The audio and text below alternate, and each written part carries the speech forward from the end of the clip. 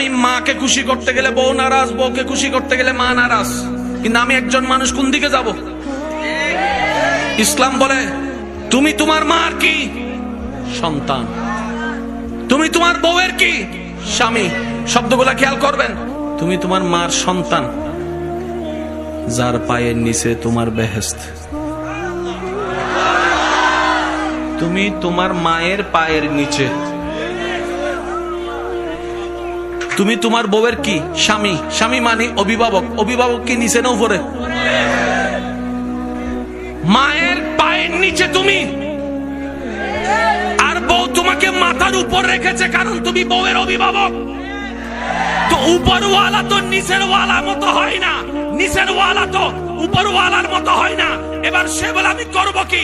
বলে যে শুনো, তুমি মাকে মাথায় রাখো, বউকে বুকে রাখো।